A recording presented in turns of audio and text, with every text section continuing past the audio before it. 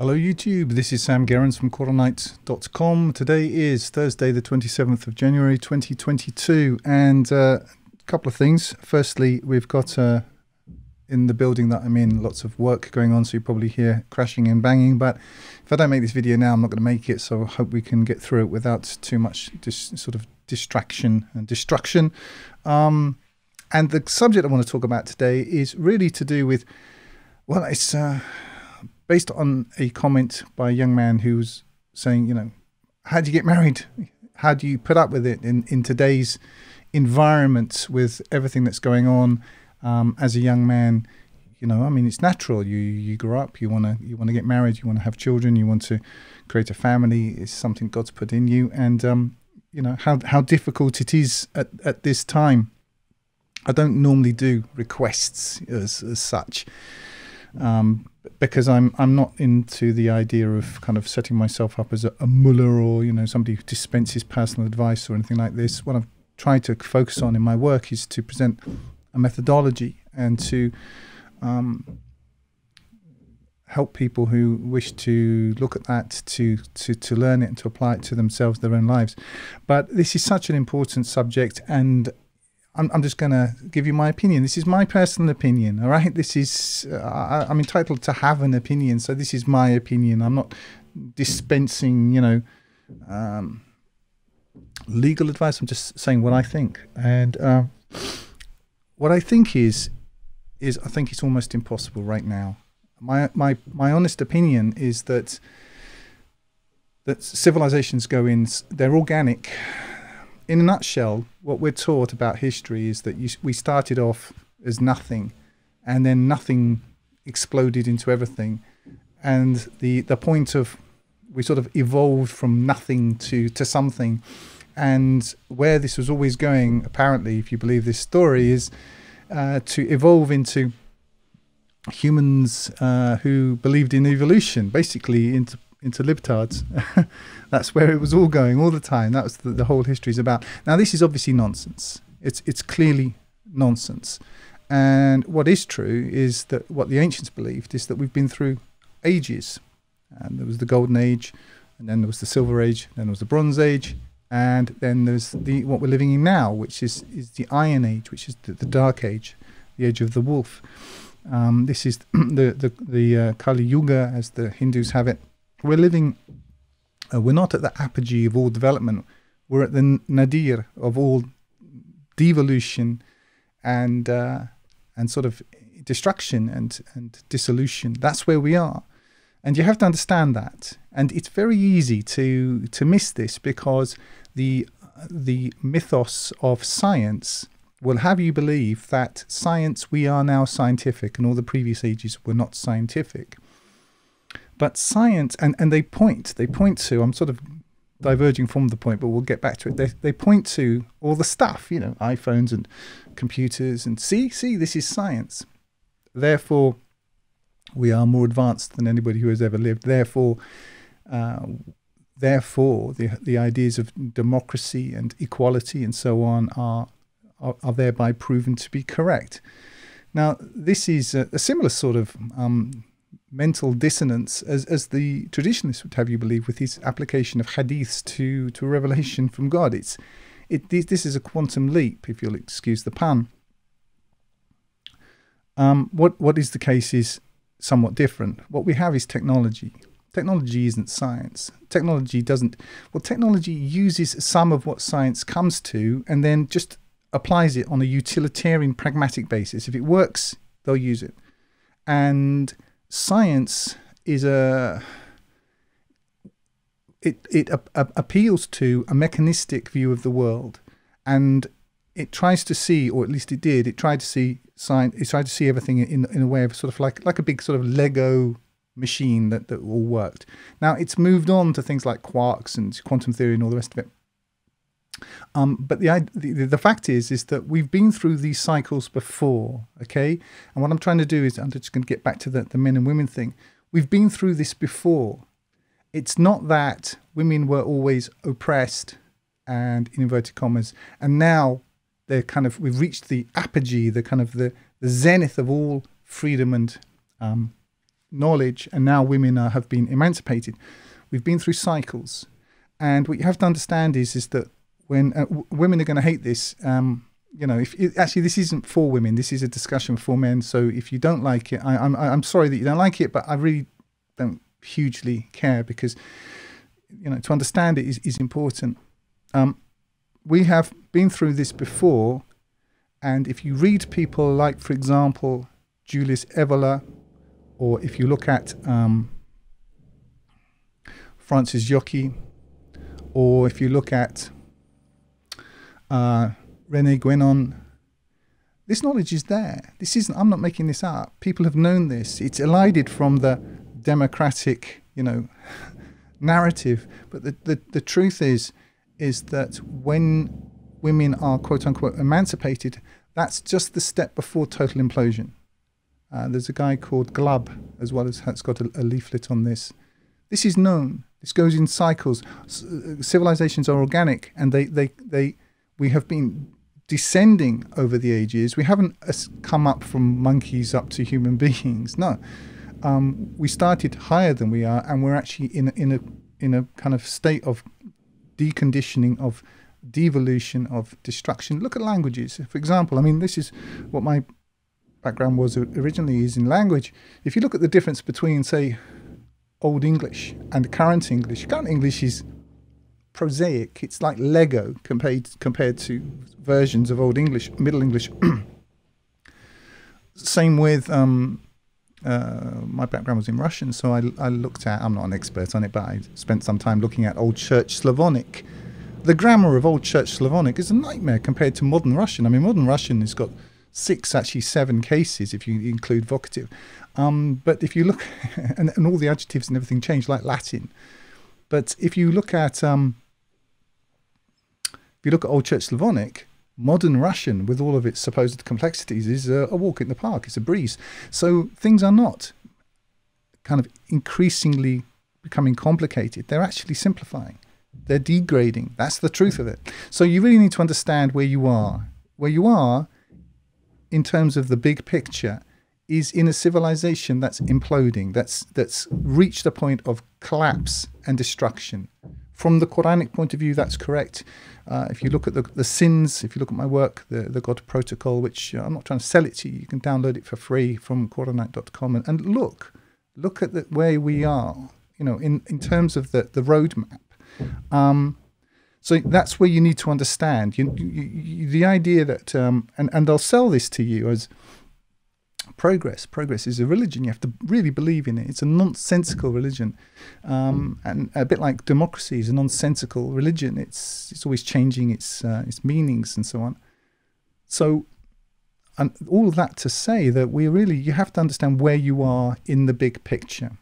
Now, women today have been weaponized, and they have been made into what they will become if you allow them to, which is solipsistic, selfish, destructive, miscreant, devious liars who will suck every single penny out of everybody that they can on the basis of fabrications. And I'm not saying all women are like that. I'm saying that if you allow women to become like that, that's what they will become, like children.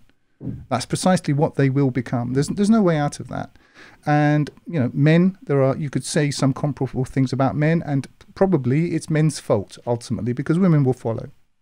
And women correctly understand that the new kid on the block is not the husband, not the man who pays for it, not the man who's going to pay all the the childcare and support and all the rest of it. It's the state.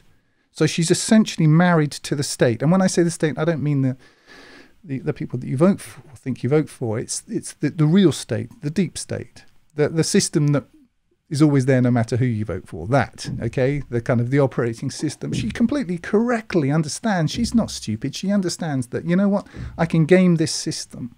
I can claim, I can claim rape. I can claim, my feelings. I can claim anything. And she's right. That's correct. You can claim those things. No responsibility will be made upon her. She can act in any way that she likes. She can be the only what she really brings to the party is her sexual purity, her health, and her faithfulness to her husband, and by the time she gets married, she's flushed all those things down the toilet. She's given those away for free, and she expects you to pay full price for practically, well, actually for nothing. And that's before we get into questions of, you know, faith and so on. So without being too depressing about it, the chances of finding a believing woman who meets any sort of standard today, and to whom you can hold to any sort of standard today, I would say in the West is next to nothing. Next to nothing. And that's not to decry women, although I'm sure I'll be quoted out of context, and people will down in the comments say, "Oh, Sam's a misogynist." No, I'm not misogynist. I'm a realist. It's not. It's the same. You could say some similar things about men, but men and women are different. And I know that sounds like a almost like a revolutionary thing to say today, but it's true. And from a Quranic point of view, it's incontestable. The man and the woman are not the same. The male and the female. God has not made the male and the female the same. We're not the same. We're different. We're made inherently different. We've got different character, different interests, and different aptitudes and abilities. And the system that we're living in now is a gynocentric system.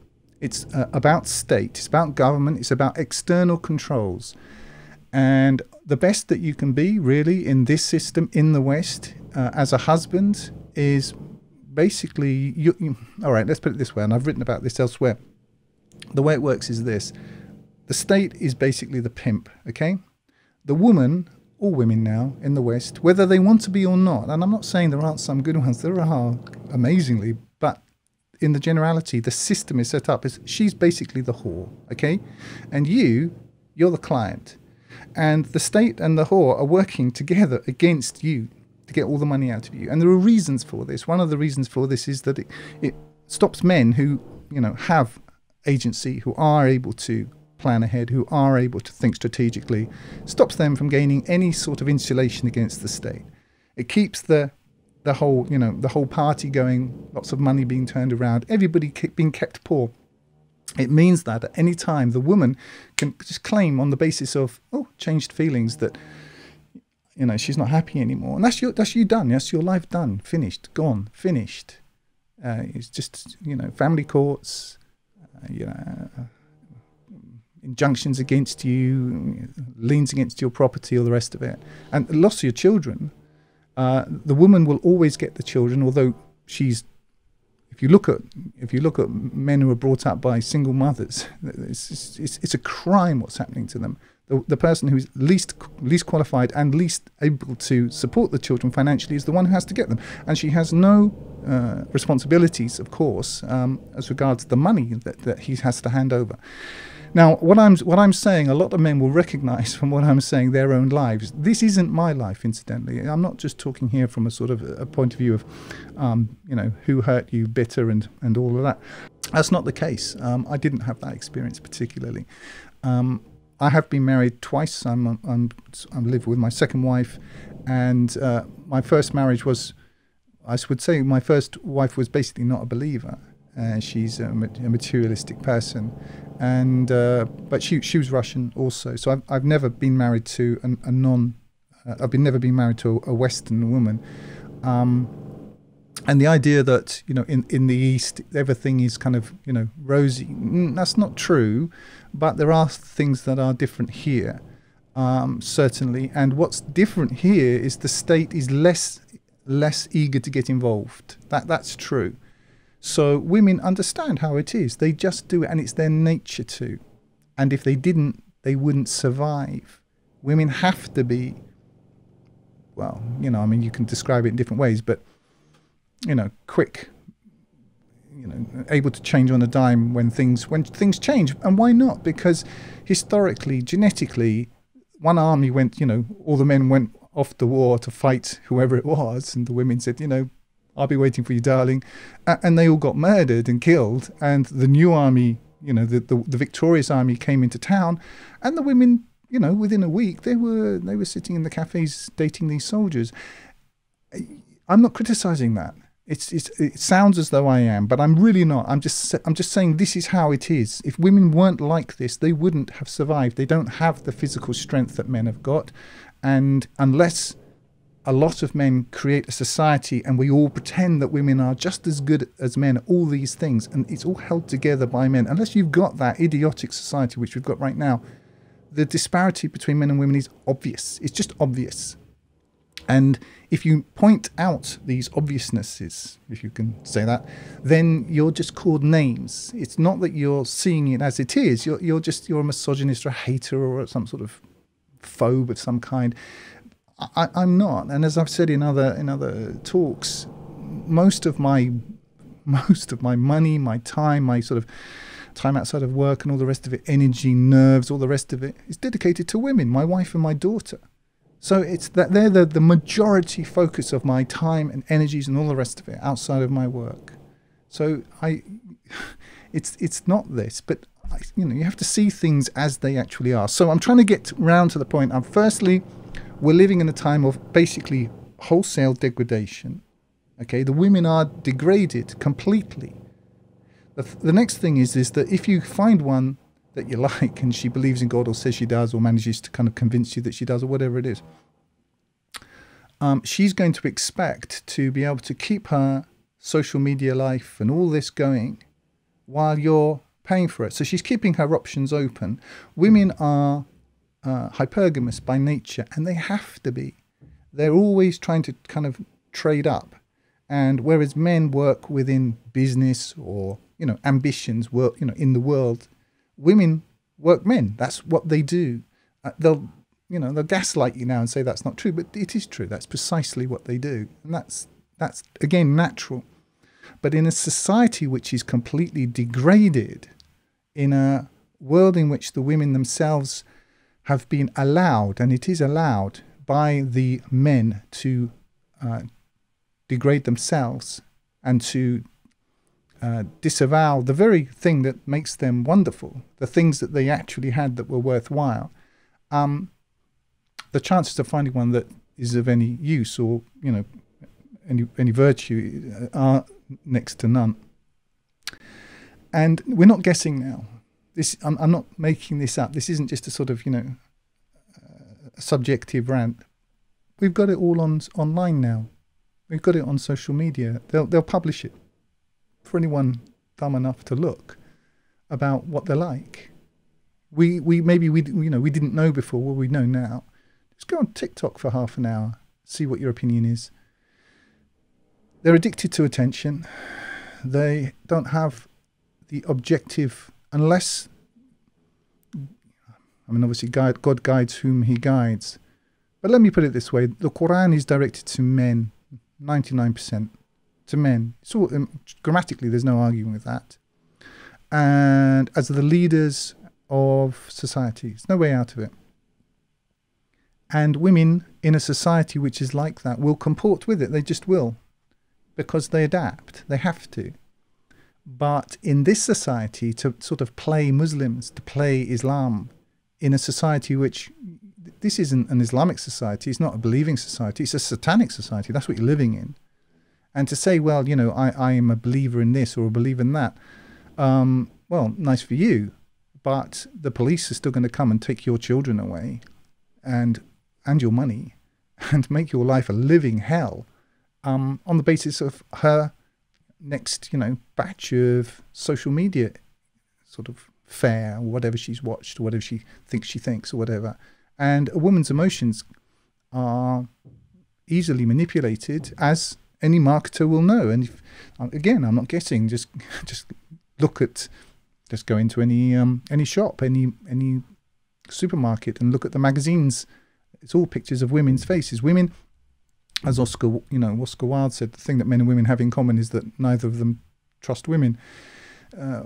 Women are always competing against each other and against a perception of each other. They don't really deal in objective facts. In fact, they don't like facts. If you've ever been married and had a discussion with a woman, you'll know that facts are kind of kept out, because that's not where she's strong. Where she's strong is in language, gaslighting and feelings. That's where she tries to keep everything. And the society today, if you haven't noticed, is precisely that. Go to the Guardian website, the Independent website, anything like that, every day for a week, and you'll see that a lot of the the way the news stories are presented, it's accused of, outrage. This is hissy language. This is feminine language. There's no facts involved in any of it. It's just feelings and perceptions. And I mean, just to give you a couple of points, I mean, I'm not defending him because he doesn't need my defense because he hasn't been proven guilty of anything. But if you take Bob Dylan has been accused, I think it's 56 years after the fact, of inappropriate behavior with a girl. This is more than my lifetime ago. There's no statute of limitations on women, nothing that her feelings can't be applied to. This is a tyranny. You have to understand it, and women know this. Women understand. They wouldn't be able to probably explain it, but they feel it. They know that they've got power, and they know that they've got you. And they're right. They're completely right, because women will comply. Most women, most of the time, will comport with the system, and this is the system. So, to answer your question, is it what to do in this type of system? Well, you'd be insane to regard women as a mass. I'm not talking about individual women, but as a mass, as anything other than what they are, which is agents of the state. That's what they are. The state, when I say the state, I mean the deep state, have done the analysis. They realize, we can use women against the people who hold this all together, which would be the men. And that's what they're doing. That's precisely what they're doing and why they've been doing it. And am I saying all women are sitting there kind of scheming, yes, this is what we're going to do? Well, sure, they do scheme to some extent, at sort of at a local level, but in terms of the meta picture that they're scheming, no, of course not. They haven't got a clue what's going on. But they intuit it. So you're basically going into a war armed with a banana. Okay, that's where you are with women, and they know it. And the only people who don't know it's you. Okay, it's young men don't understand this situation, but that's the reality.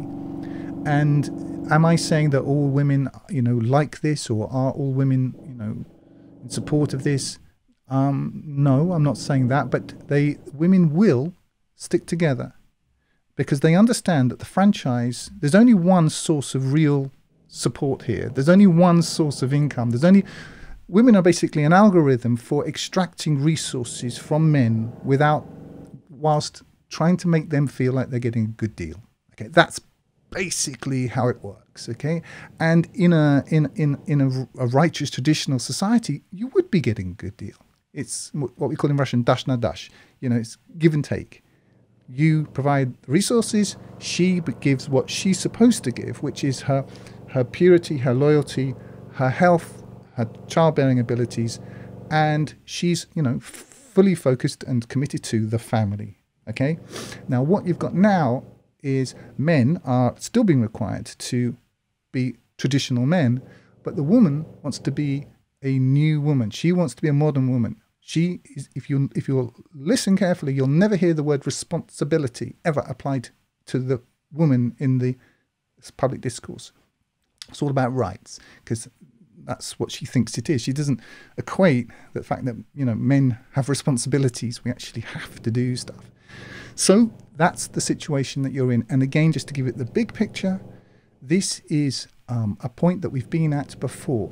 And when societies collapse, it's when they give power to women, and when men renege on it, when they give up power, that's when things collapse. So this is, if you look at it as it is a cause, but it's also a consequence of a society, I would argue, which is being purposefully destroyed.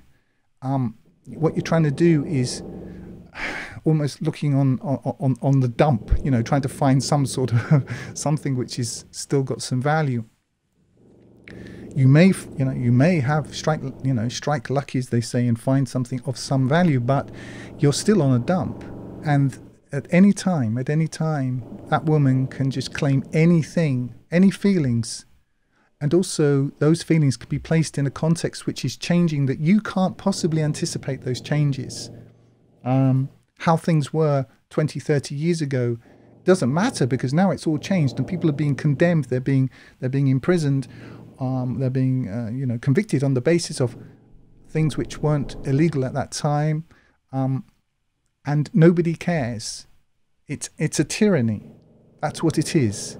It's a gynocentric tyranny. So, are you able to find a woman in that society? I would say probably not. I'm sorry to be brutal about it. I mean, I have, but I don't live in the West. And the interaction that I've had with Western women over the last few years, mainly in Russia, but not only, nothing would induce me to consider forming a life with any of them.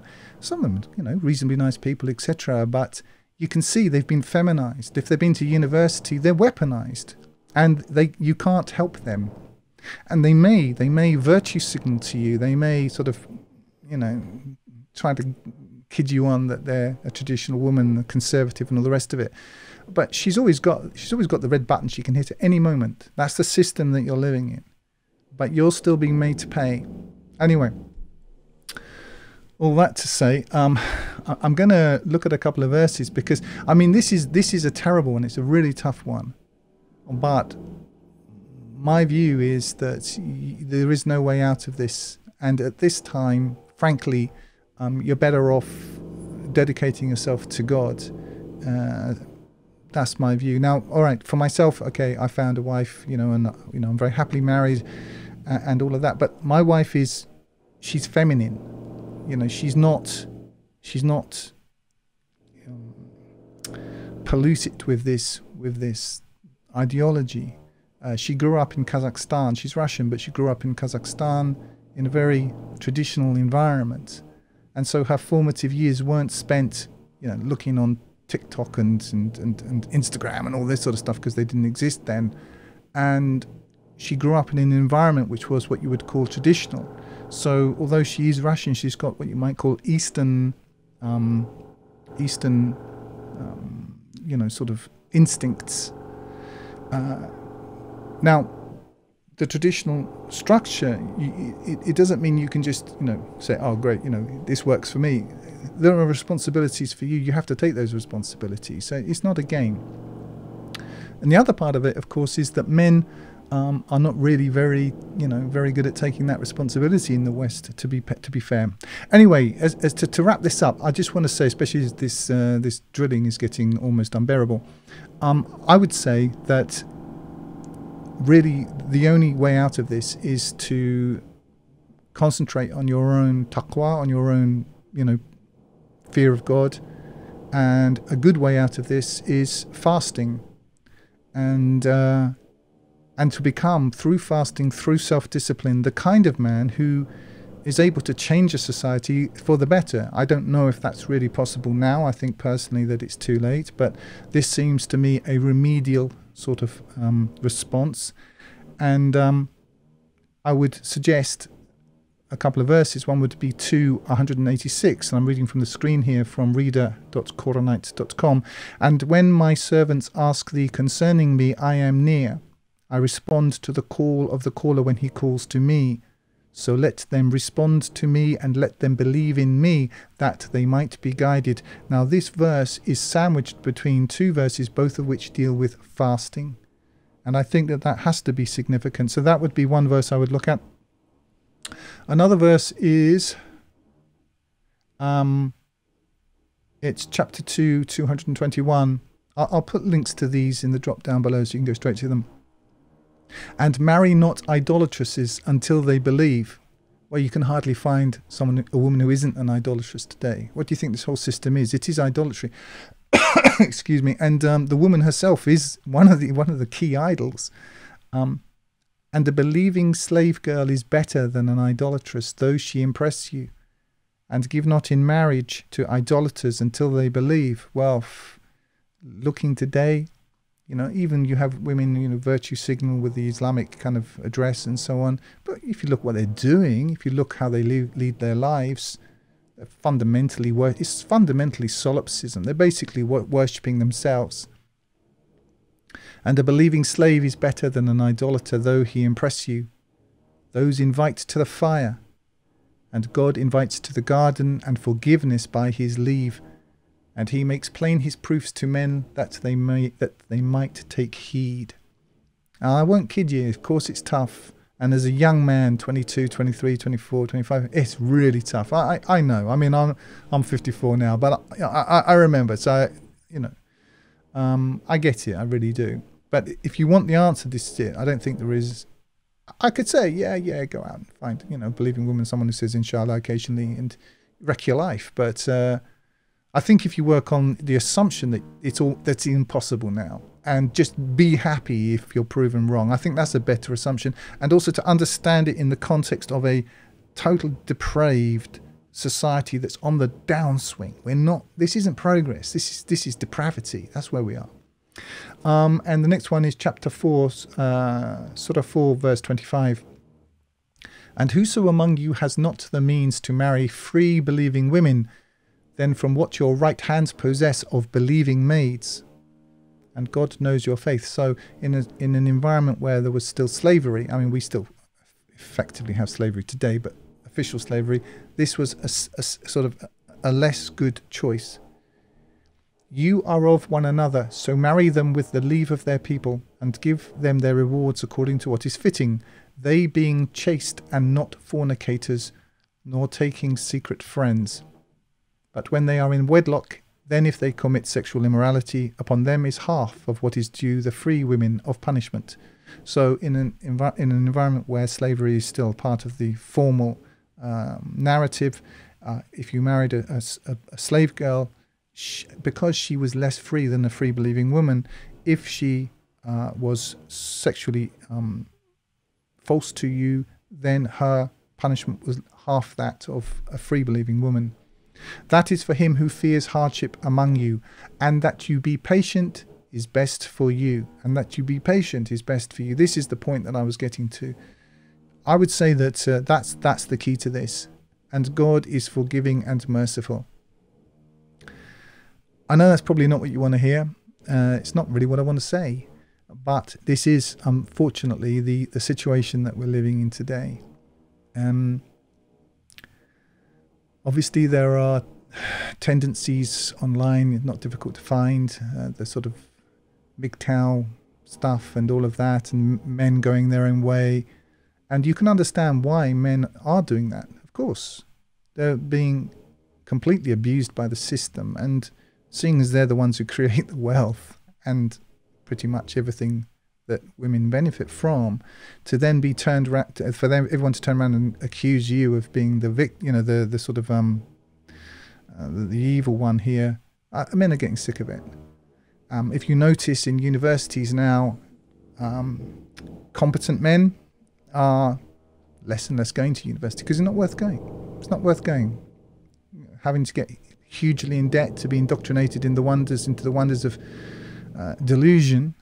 And only, maybe like Bob Dylan, 56 years later, when the woman's, all of her options have dried up, and she's, she's wondering how she's going to supplement her pension. And she's thinking, well, he did rather well, or he did rather well. And suddenly she remembers, oh yes, he abused me, or whatever it was. You've got to be careful. You've got to understand that they know how it works. And also you have to understand that it's changing, and you've got to think of how it's going to change ahead. You bring the value. That it's the men who bring the value. They'll kid you that it isn't that way, but that is the truth of it. This isn't an original thought with me, but you are the prize. Okay? You are the man. You're the prize. And this system's got you believing that's not the case, but it is the case. So the other thing I would say is just stay away from pornography. And it's just to put that in perspective, just on the pornography issue, in one of the many, they call them incursions, but invasions by the Israeli forces into what's left of Palestine, one of the first things they do when they invade, go in like on the ground, is start pumping out pornography on the television. And because it wastes men who see it and they react to it, it wastes them. This is known. Another thing to look at, which if you want to, is the concept of brahmacharya within the Hindu traditions. There's some very good information out there. I'll see if I can find something, a link to something, and put that down below as well. I mean, the idea of sublimating one's masculine force, this has been known. Beethoven, Tesla. Of course, now we're told that if you're not having sexual intercourse every 5 minutes, that somehow you're being deprived of something. But if you look at the men who, a lot of men, I'm not saying it's exclusively the case, but a lot of men who chose to dedicate themselves to a higher purpose, they understood, and this was known. This is the ancient knowledge. You see, we're going downhill. We're not progressing. We're degenerating. They understood that if the male power can be wasted, or it can be subsumed, it can be sublimated, it can be compounded, it can be pressurized, almost like a nuclear reactor, and that's the drive that creates everything. And just look at the spiritual adepts, the creative geniuses who have existed, like Beethoven, like Tesla, who have sublimated this. And think also, why would it be that the satanic system is so invested in making sure that you get an endless supply of pornography for free? Why else? Why would it be doing that? Really, why would it be doing that? If but for the fact that it knows that this is how you keep people weak, you keep them lost. Anyway, I know that's not what you wanted to hear, and I understand why. But this is the best that I can offer. I'm sure that I will be accused of misogyny. It's not misogyny. This hatred thing is ridiculous, that you're accused of hating things when you just describe them. But I'm not going to pretend that I see things other than how I do see them.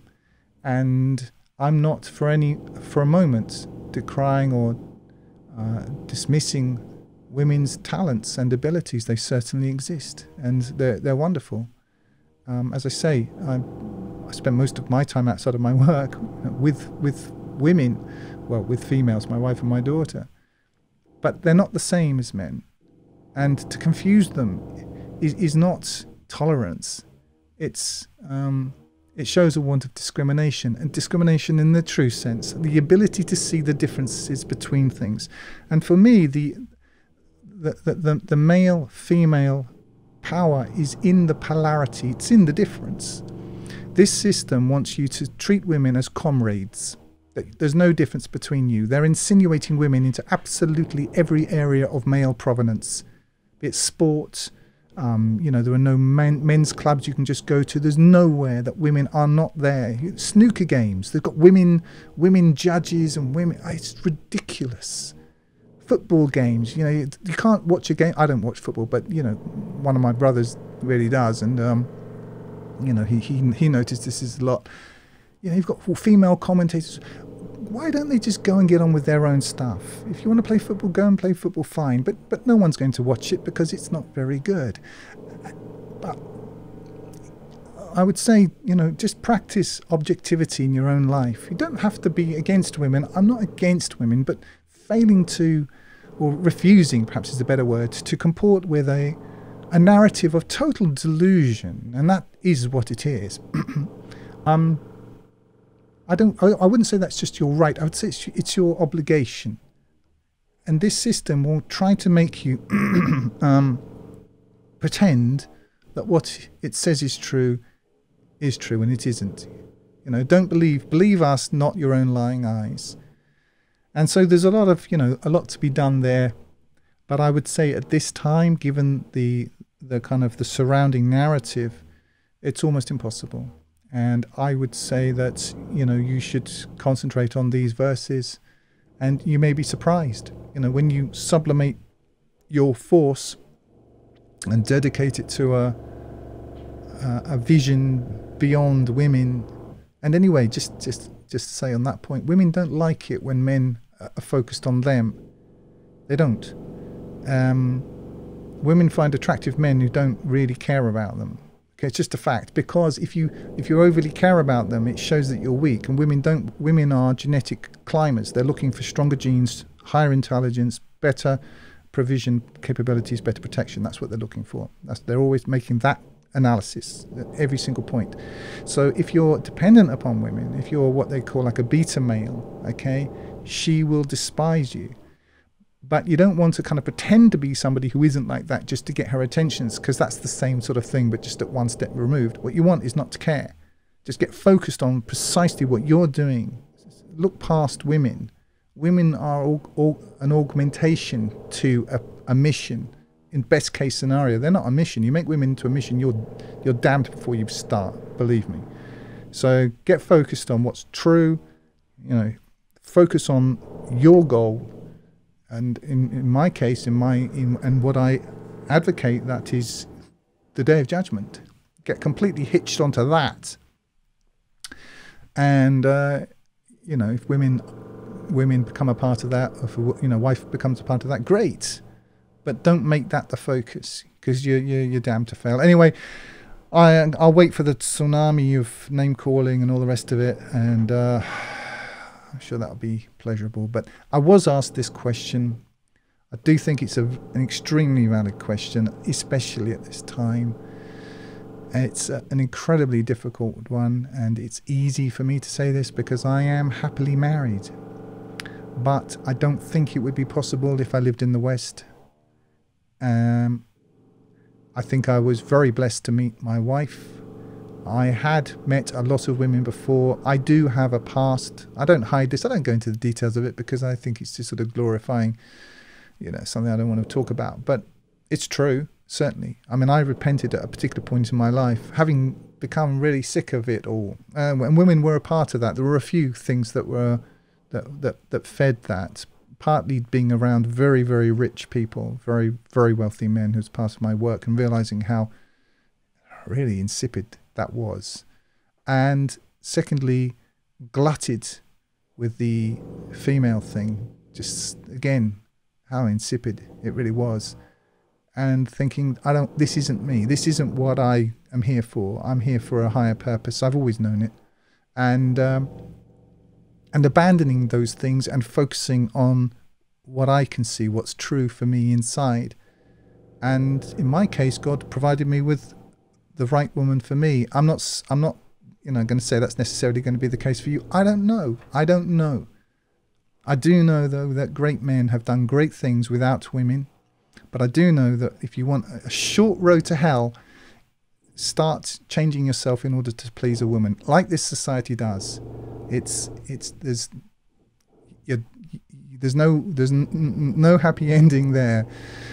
That's what I've seen. That's what I've learned. That's my opinion. I'm sure people will hate me for it. I really don't care.